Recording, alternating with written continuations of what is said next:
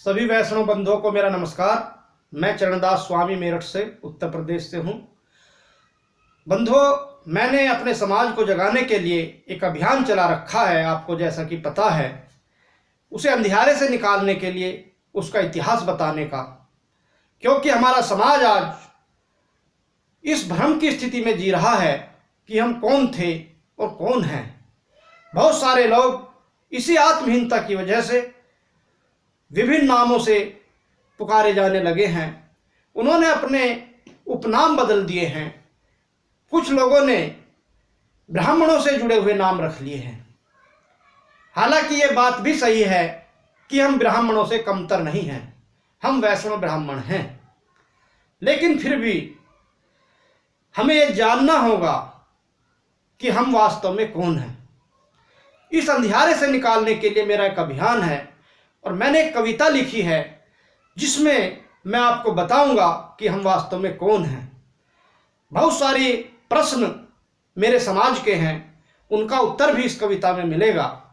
कविता बहुत लंबी है मित्रों, तो मैं चाहता हूं कि वो थोड़ी थोड़ी करके, एक एक अंतरा करके उसका विस्तृत रूप से वर्णन करते हुए सुनाई जाए तो अच्छा रहेगा। इसमें 6 अंतरे हैं और इन 6 अंतरों को मैं 6 एपिसोड के रूप में बनाना चाहता हूं।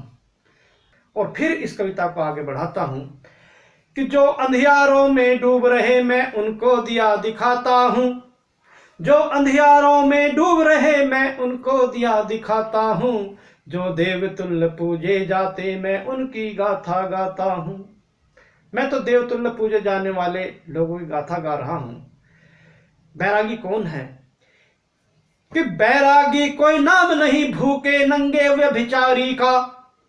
अरे बैरागी कोई नाम नहीं भूखे नंगे व्यभिचारी का।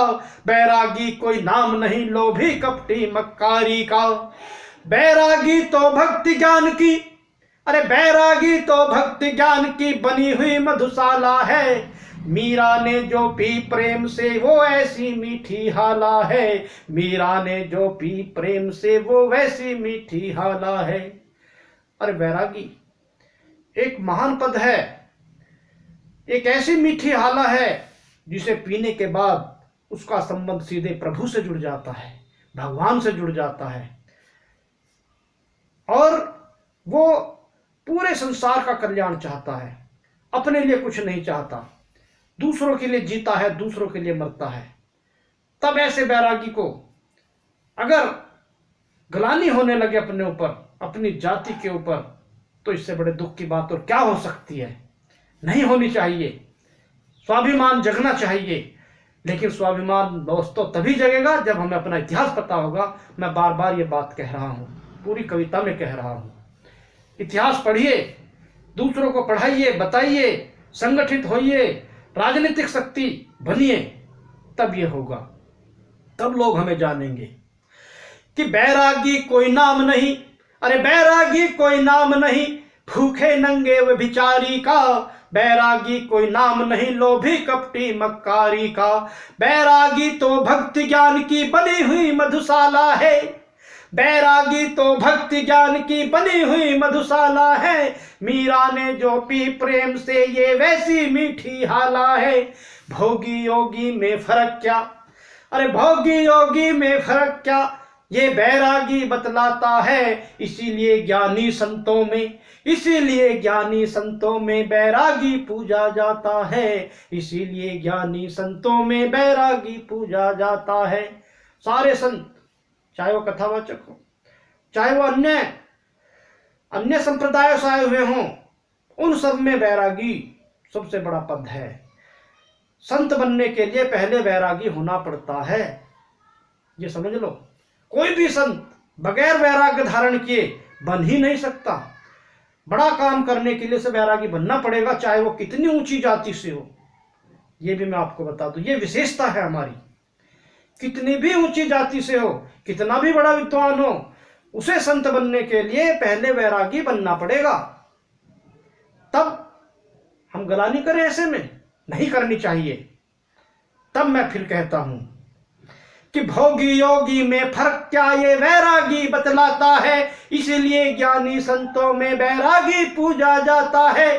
प्रेम प्यार और भक्ति राग का, अरे प्रेम प्यार और भक्ति राग का जो भी अनुरागी है, सच्चे अर्थों में वह दुनिया का सच्चा बैरागी है। सच्चे अर्थों में वो दुनिया का सच्चा बैरागी है।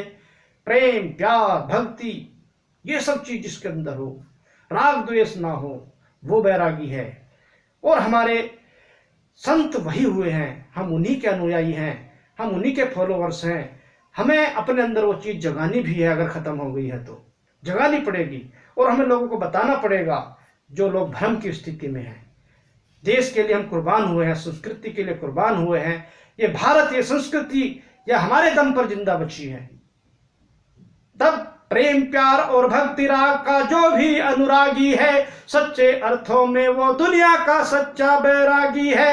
मैं भी सच्चा बैरागी, अरे मैं भी सच्चा बैरागी बनने का संकल्प उठाता हूँ। जो अंधियारों में डूब रहे मैं उनको दिया दिखाता हूँ। जो देवतुल्य पूजे जाते मैं उनकी गाथा गाता हूँ। जो देवतुल्य पूजे जाते मैं उनकी गाथा गाता हूँ। तो बंधुओं, मैं देवतुल्य पूजे जाने वाले आप लोगों की गाथा गा रहा हूँ। फिर मेरा निवेदन है, इसे बताइए, इसे आगे बढ़ाइए, स्वाभिमान जगाइए, इतिहास पढ़ाइए, तभी हमारा उद्धार हो सकता है। और इस आत्मग्लानि से निकलिए कि हम छोटे हैं। जो हम उपनाम लगा रहे हैं अन्य, उसे लगाने की जरूरत नहीं है। हम उन लोगों से बहुत ऊपर हैं, ये समझ लो। क्योंकि वो लोग भी ऊंचे काम करने के लिए, संत बनने के लिए पहले बैरागी बने हैं, तब कुछ और बने हैं, और हम उन्हीं के फॉलोअर्स हैं।